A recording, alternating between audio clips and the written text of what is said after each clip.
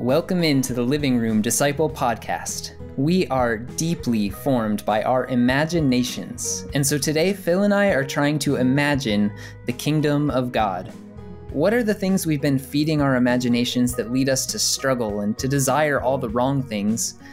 And on the flip side, what are the beautiful and noble things that we can fill our imaginations with as we seek to live as if the kingdom of heaven really is the truest reality?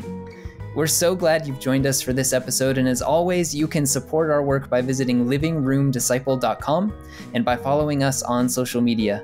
But for now, let's meditate on the glory of God as we talk about how we're formed by our imaginations on the Living Room Disciple Podcast, where discipleship finds a home.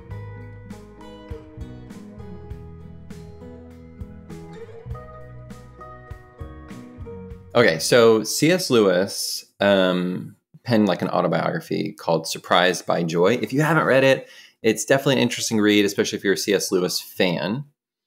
And inside of that autobiography, memoir, it's probably more likely classified as a memoir, he writes about this time that he was reading work from George MacDonald, which was probably the most influential writer for him. And after reading one of the stories, I'm probably going to mispronounce it because it's spelled very awkwardly. It's called Phantastes, I think is how, Phantastes, but that's not the point. So he's reading this novel from George MacDonald, who is like the C.S. Lewis before C.S. Lewis, writes fiction that kind of points to the kingdom. And Lewis writes that it's as if his imagination was, in a certain sense, baptized. That before Lewis entered into an understanding of the risen Christ, before he had what many traditions would call a salvation experience, his imagination was like, the way he can only phrase it is like it was baptized. And that quote has stuck with me for more than a decade. Yeah, I can see why. Tell me more about what you've been thinking about for 10 years. There's this like weird anamorphous part of the human experience that I don't feel like the church talks about very often, which is the imagination. Like it can be easy to think of imagination as this very childish thing. It's, I have 4 boys and they go outside and they live in their imagination, and they're very much like their dad. I did that growing up as well. But I think the older I'm getting, the more I realize we all live inside of our imagination. It's inside of our thoughts and our mind, in what is really our imagination, that we have pretend conversations with people, that we tell our boss off or don't, that we imagine what the next 5 years of our life are going to look like, or 15 years, that we dream about what we do when we win the lottery. Like, we live inside this imaginary world in our mind often, and, to varying degrees for individuals. And, for some of us, it's more fantastical. For some of us, it's just really grounded in a realistic understanding of what our life could be. But what I'm saying is that our lived experience mentally is oftentimes inside of our imagination. But we don't think about the baptism and sanctification of that part, or at least we don't intentionally consider the formation of our imaginations. And I think terminology that I'm just stealing from Lewis is that idea of a baptized imagination, which then extends to, just like the Christian experience of being baptized and then sanctified. I've been thinking a lot about this term, like, what does it mean to take that imagination that we have and to sanctify it? And so maybe not consistently for 10 years, but for around 10 years, I've been processing through this terminology. What does this mean? What does it look like? What does it look like for Phil to train, to sanctify my imagination and make it more like Christ? And the more I do, the more amazing realizations I have, even reading the Gospels, where I'm like, I think there is some language that I'm adding to the scriptures. I want to be really clear about that. But language that's helping me understand even things that Jesus was talking about, that Jesus was teaching, or that Jesus was living out. And it has been blowing my mind. And I'm in that phase of learning where I'm not at mastery yet. And so like talking about it's really hard. And so I'm still in processing and still in learning, but I'm eager and I'm excited. It's probably, of all the topics I talk about, is the most exciting to me by like a long shot. You are imagining what's possible as you think about imagination. You're in the process of imagining this whole thing, right? Yes. Yeah. I may be way off base here because I'm just having this thought right now, so please push back. Mm-hmm. But I'm realizing that all we have, right, is this present moment that we are in right now. And anything else in our minds, in a sense, is imagination. Everything we're remembering from our past, we are reimagining something that already happened. Yeah. Anything we're predicting in the future, as simple as I'm driving down the street and I'm going to make a right turn and I'm imagining what that next street is going to look like, right? Like even the smallest, most minute little aspects of our day, I'm imagining what my breakfast tomorrow is going to taste like, or whatever it might be. Yeah. Everything that's not right here in this moment is imagination. And so therefore imagination is even coloring this moment. But as you talked about opening the Gospels, what else do we have but imagination as we read words on a page? We weren't there. We didn't physically experience those things. And we get to imagine along with the saints throughout Christian history, along with the apostles that wrote those words down in the first place. We get to imagine the words of Jesus. We get to imagine the healings of Jesus and the miracles of Jesus and the resurrection of Jesus and even the sacrifice and the suffering and the washing of feet and being crucified on that cross. We get to imagine all of these things. And what a beautiful and profound way to enter into relationship with God. A baptized imagination, right? Reading scripture, not just to get information, but like our conversation last week about fiction, we can read it to build our imagination and really see ourselves on a hillside with Jesus, hearing him proclaim these beautiful words, or sitting at a table with him and hearing him say, "This is my body broken for you," or even sitting at the foot of the cross and watching the horrors of that. But we can imagine and enter into the divine in a sense with this baptized imagination. Yes to all of that. But if I'm really honest, I don't think that's what this is going to sound terrible because I feel like I'm just shutting down your idea.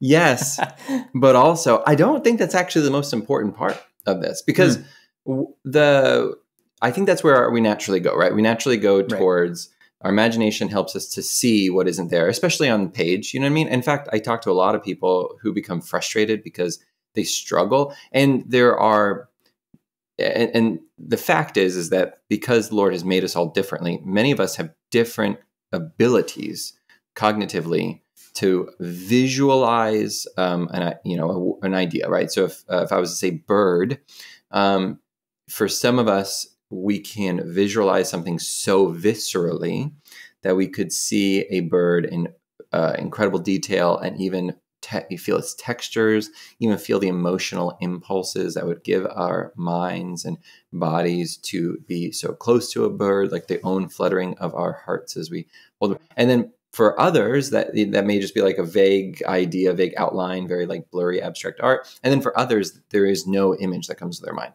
And that is a very visceral and real part of the imagination. But it's actually, I think, putting that aside, there's some element that I've never really heard people talk about, and so maybe I'm just off my rocker. But it's, I think, a universal experience is the. Let me give an example from the Gospels, and from an incredibly important part of the biblical narrative.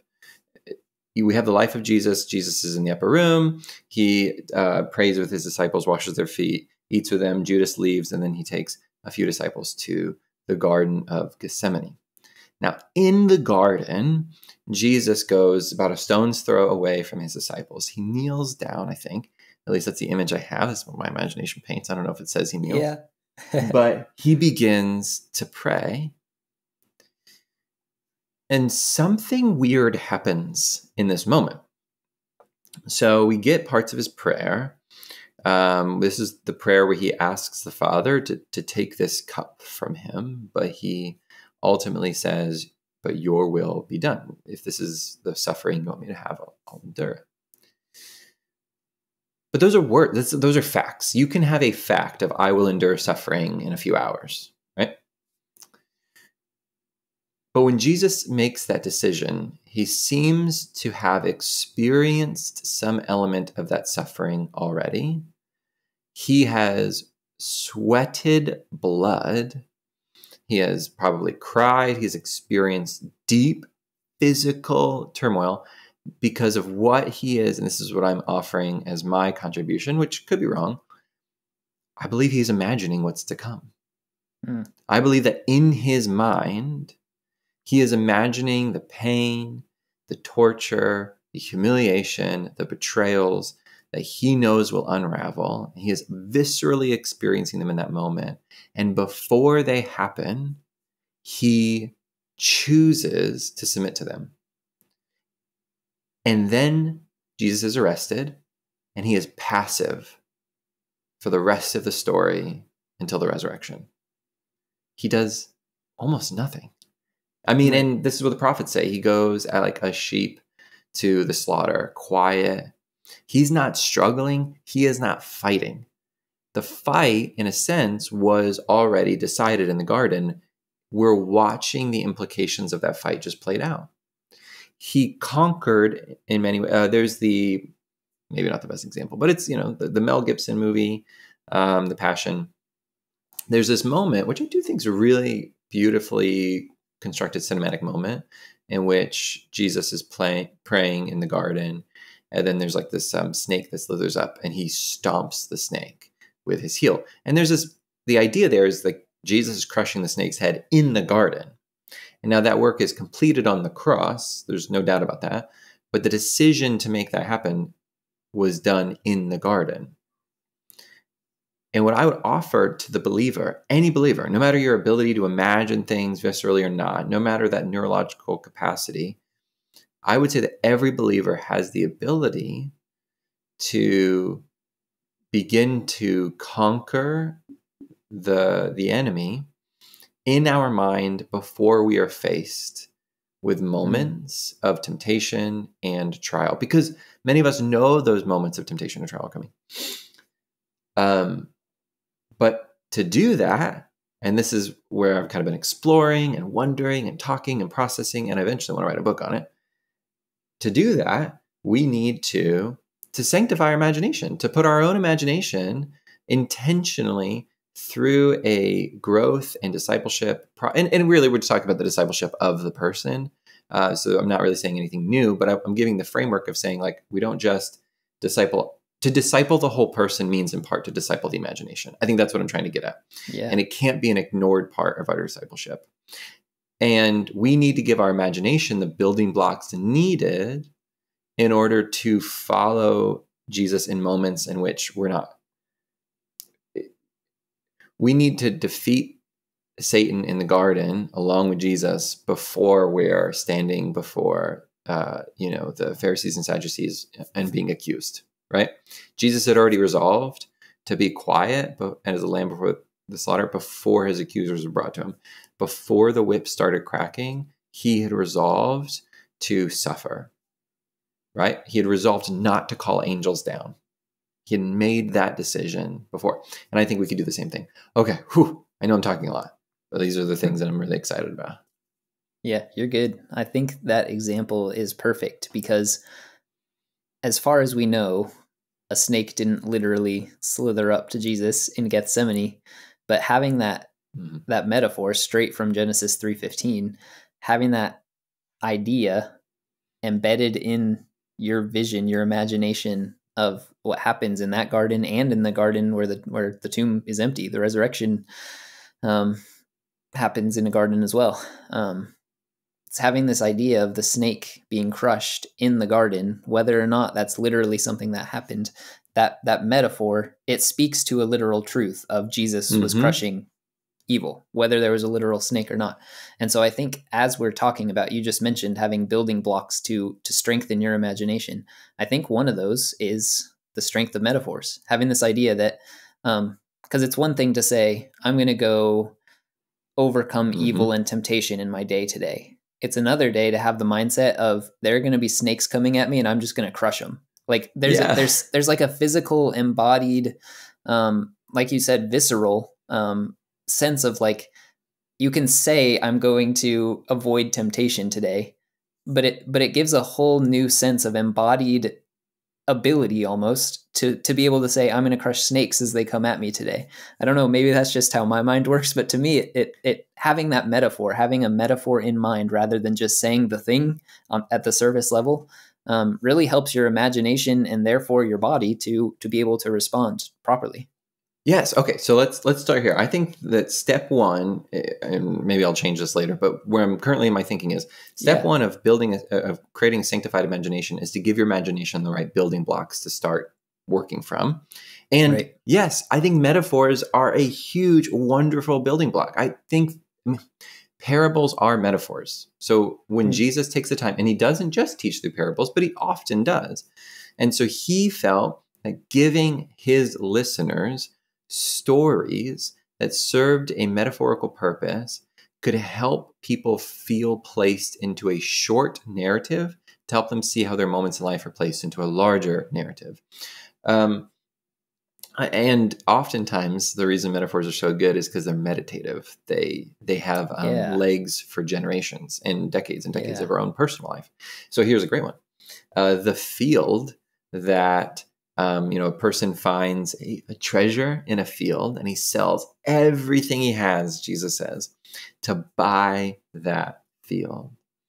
And this metaphor can be looked at from many different angles. It can be held up like this coffee mug, and from different perspectives and angles, you can get new insights from it. It's one of the beauties of metaphor. And so there's this idea of, is Jesus the treasure for you? And are you willing to sell everything you have to buy, in a sense, this field? Then there's also the part of the metaphor where you realize Jesus saw you as a treasure and he sold everything he had to buy this field. And so much more we can't get into now. But, like that metaphor gives your mind something to work from and allows, if you choose to build on it. Having building blocks doesn't mean that you have a structure. It means that you have the potential for structure if you choose to build from it. But it could create a situation in which you start thinking about the way that you handle literal money. Because if you start thinking of Jesus as your treasure, or a relationship with him as treasure, the kingdom as your treasure, that, this kind of all the elements of this that I think Jesus wants us to get, then you start asking yourself, well, what does it mean to sell everything I have? Like, what is that? If that's the story in the small narrative, and I want to be a part of that narrative, I want to follow Jesus in this capacity, what does that mean? And you start in your mind making decisions with how you will spend your money in the future. There's a story of Wesley. What is his first name? John. Thank you. Or Charles.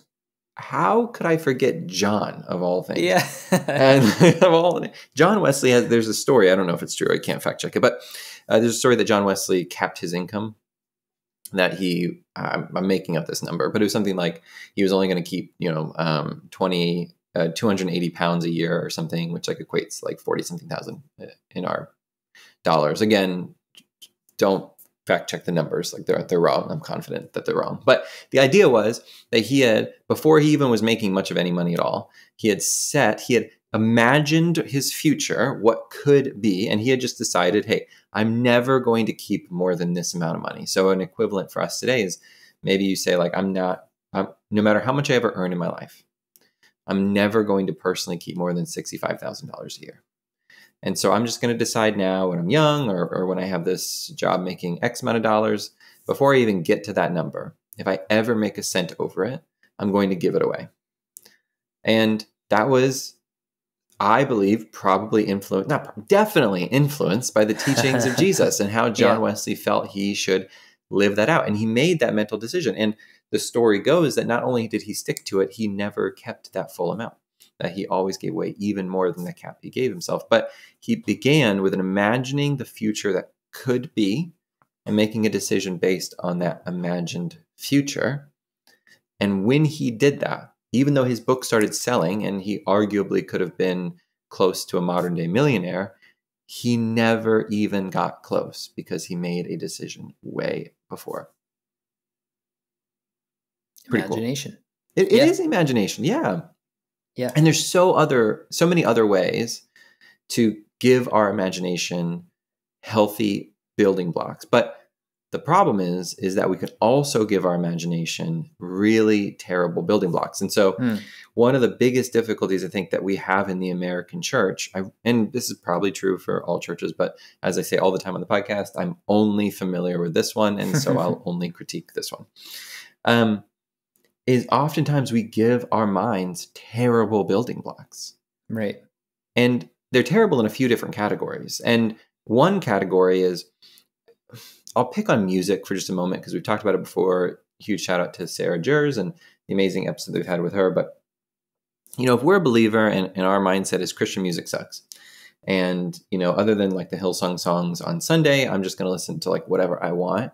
And your primary digest is whatever is popular. I don't know, like the new Taylor Swift album or something. Then you're giving your mind the building blocks that is no different than what the rest of the world is building. And so when you imagine a future of fear and anxiety and worry and broken relationships, that's partly because you're listening to music about fear and anxiety and depression and broken relationships.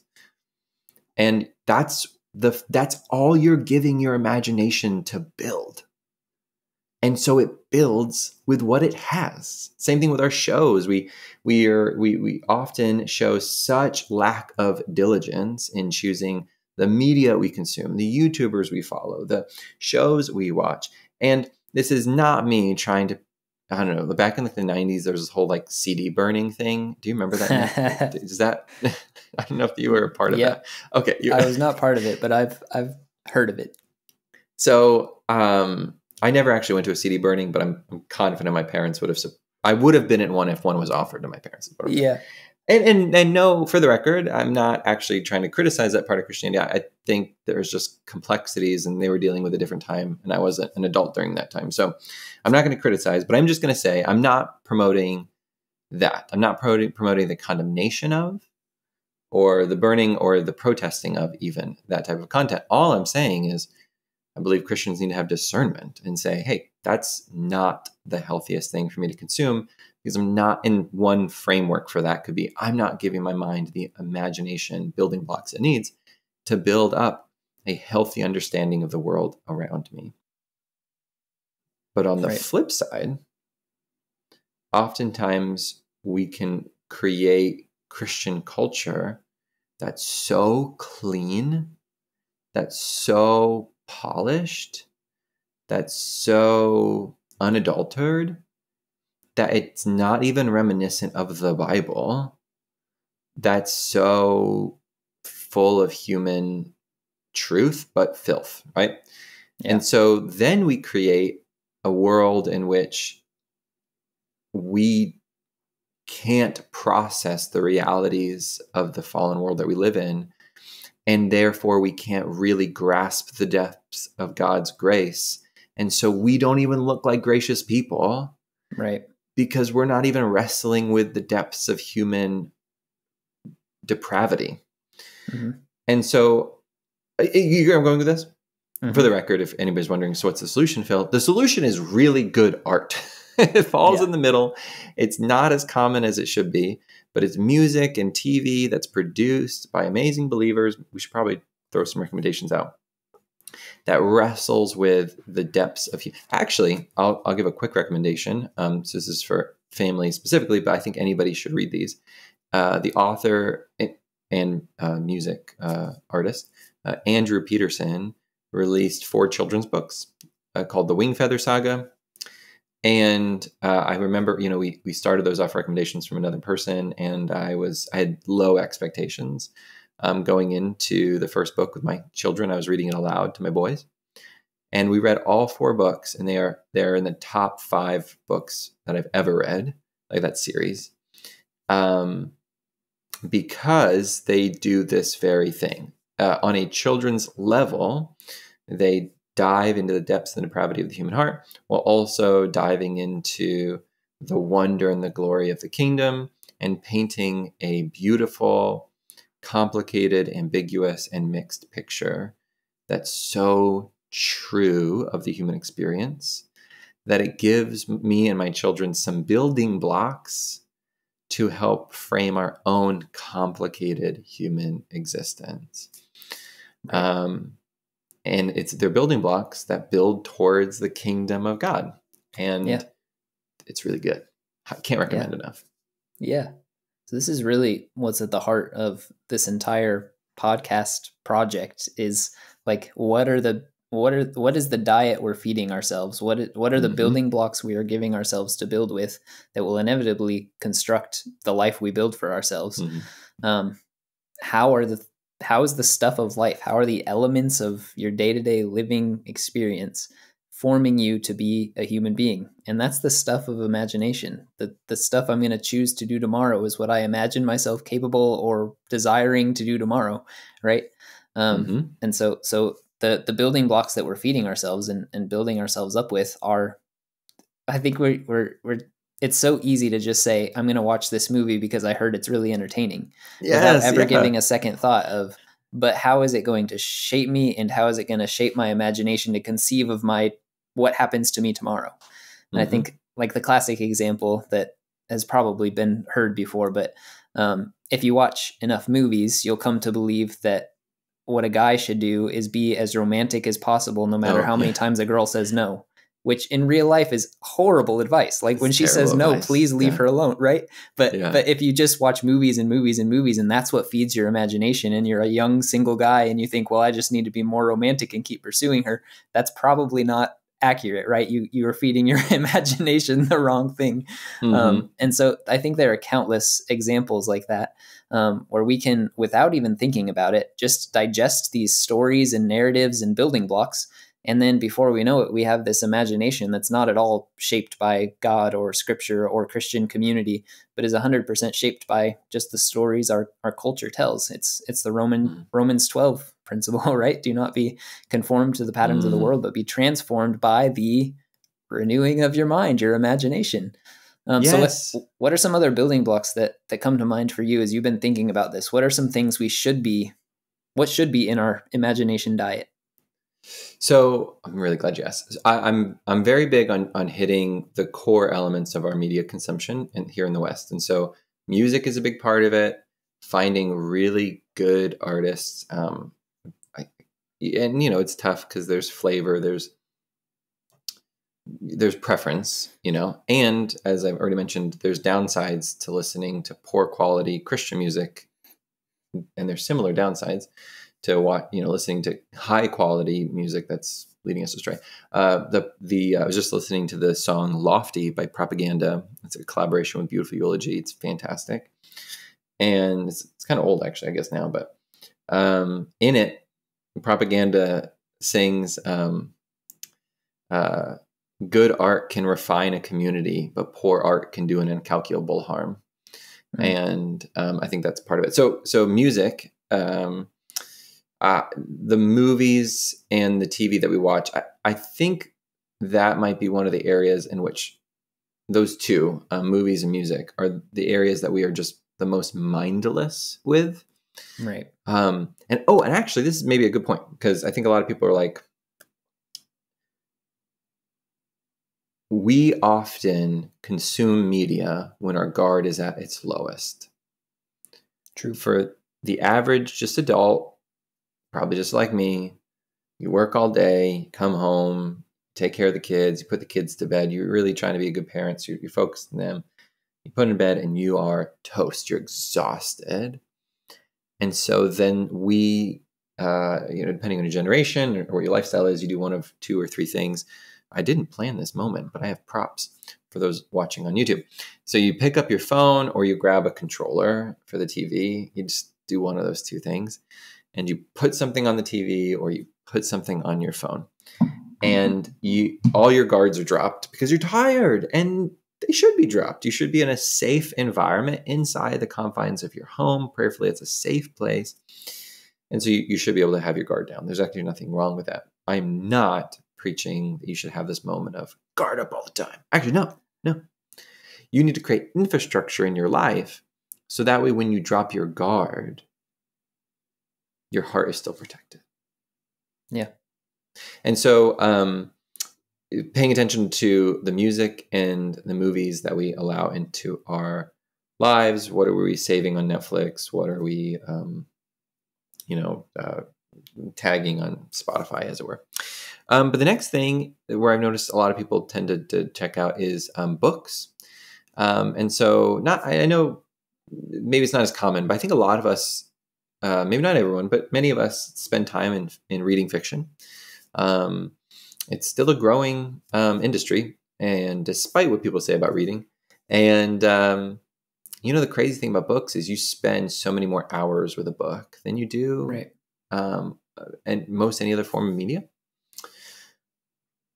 And so I that's another area where we're choosing good authors, not authors that always agree with you, but choosing good authors that approach art in a healthy way. Okay.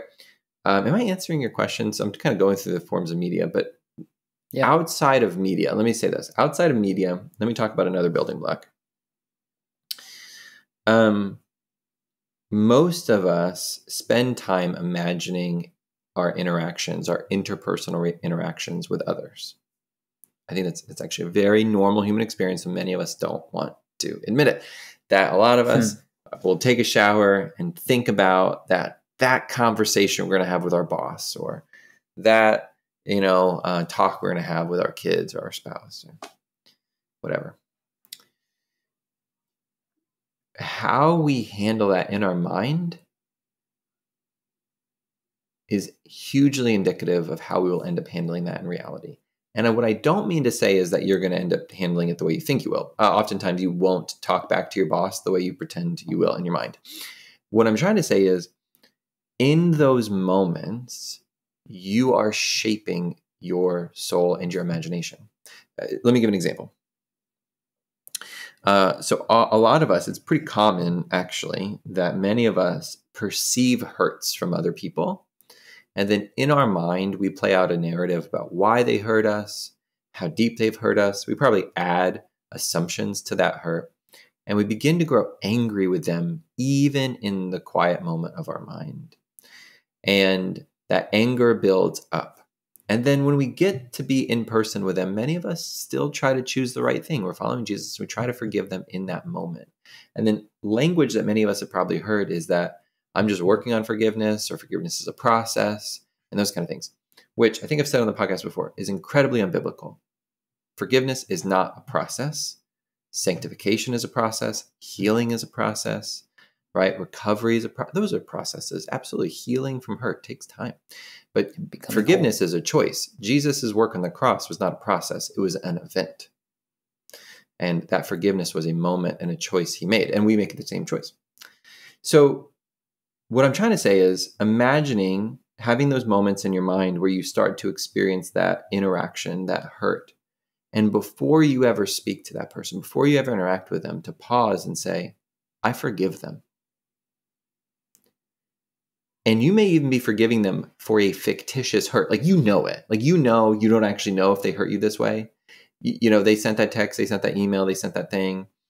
And you're all up in arms, and you don't have the whole story. Like, you're self-aware enough to know that like your emotions are coming from nowhere. But a lot of us give ourselves license in our mind and our imagination to have that full dialogue there.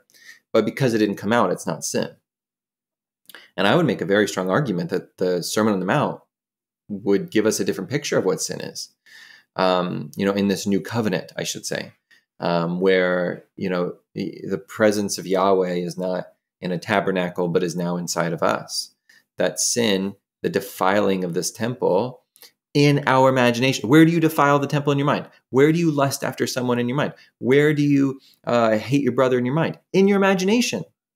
Right. That's where it happens. Like, or at least that's Right. the 2024 English language equivalent of what Jesus is saying, translated in Greek, said in Hebrew. You know what I mean? Or probably said in Aramaic. But you get what I'm saying? Like, Becky Castle-Miller did a great job helping us understand how language changes over time. But I think a common language for that today is imagination. That we do this sitting in our imagination. And so what if we started fighting these battles in our imagination? That's kind of like where I think I'm leading to, which is I believe that if we train disciples of Jesus in modern day America to begin sanctifying their imagination, we begin to train our imagination, and then we begin to overcome the work of Satan in our minds, that is one of the beautiful steps of discipleship that we can take. But to do that, we have to give our minds the food or the building blocks. I like building blocks, maybe because my kids play with Legos. Needed in order to win those battles there. Okay, ask me questions or push back, Nick, a little bit, because I am just probably running circles now. Yeah, I have nothing to push back on. I agree 100%. And I do think it's interesting how easy it is for our imaginations to be negative or to have a scarcity mindset or to dwell on conflict, because those are the things that take up so much of our emotional capacity, right? Unfortunately, the way the world is here and now, things that bring great joy to you, they seem to kind of pass through your imagination and you kind of forget about them more quickly. But when something really harms you or hurts you for whatever reason, the imagination will really dwell on that.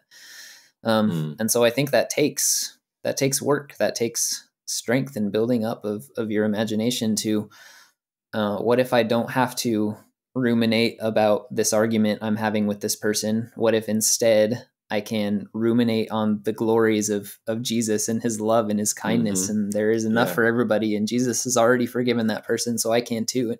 But it's so much harder to just sit and think about that.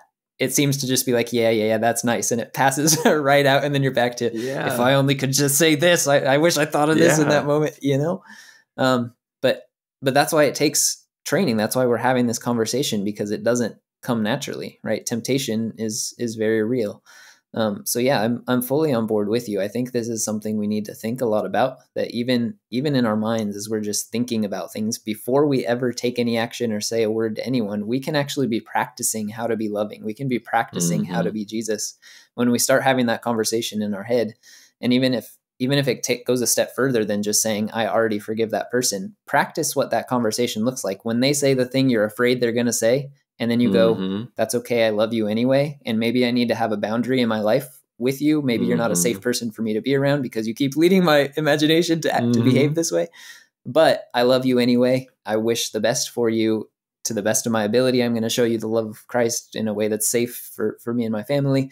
But practice those things in advance. Practice what it's going to be like to give to somebody in need or that asks you for something. Practice what it's going to be like to offer love or a hug or support or financial assistance or something to somebody you don't even like, right? We can practice these things, because if we don't, we'll never be able to do them when the time comes.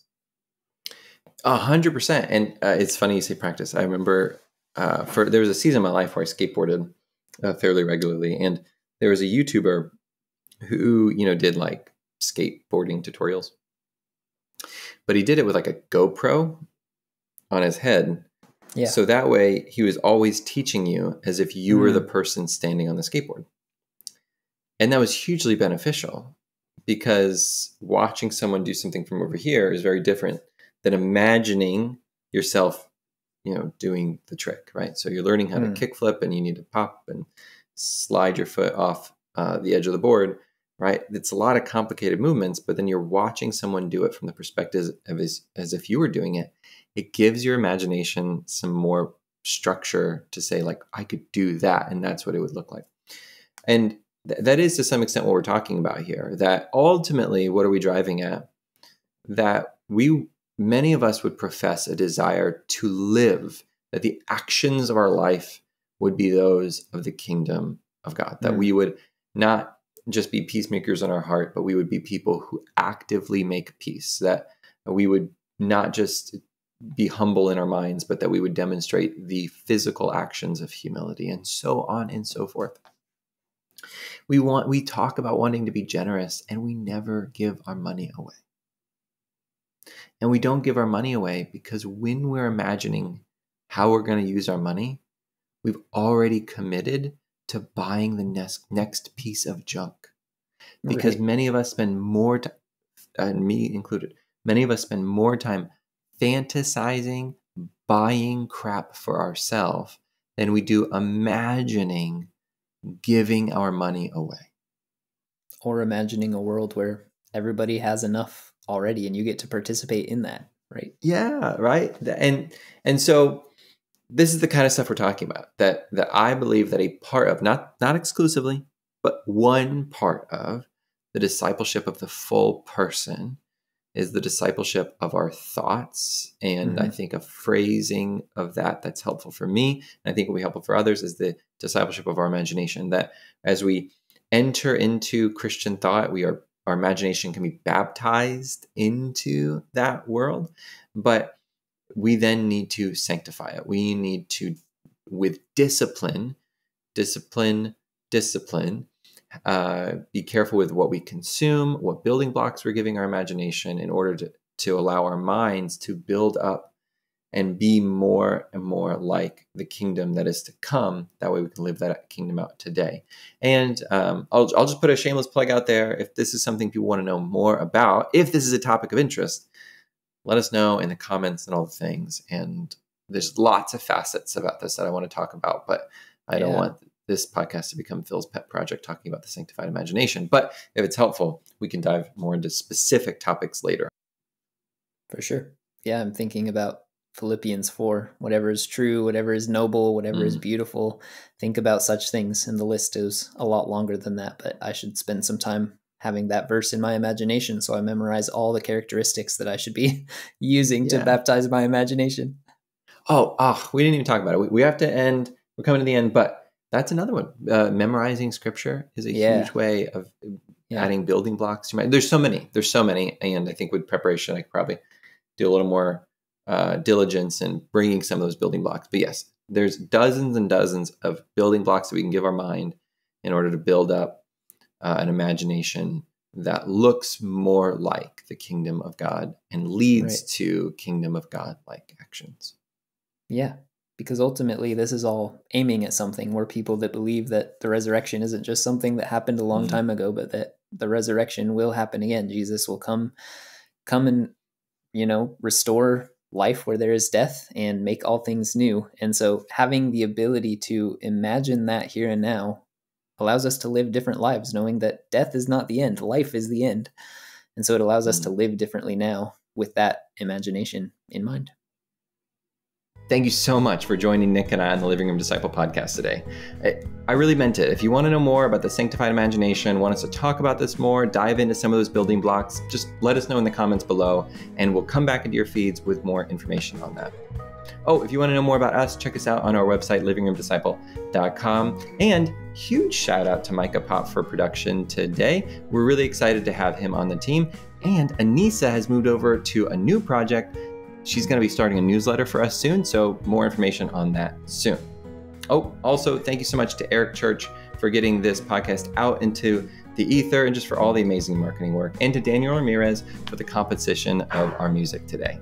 And thank you to you for hanging around to the end, but also just for listening and supporting. We have been growing, and I really do believe the Lord's doing a good work, and we couldn't be doing it without you. So thank you for joining us on the Living Room Disciple podcast, where discipleship finds a home.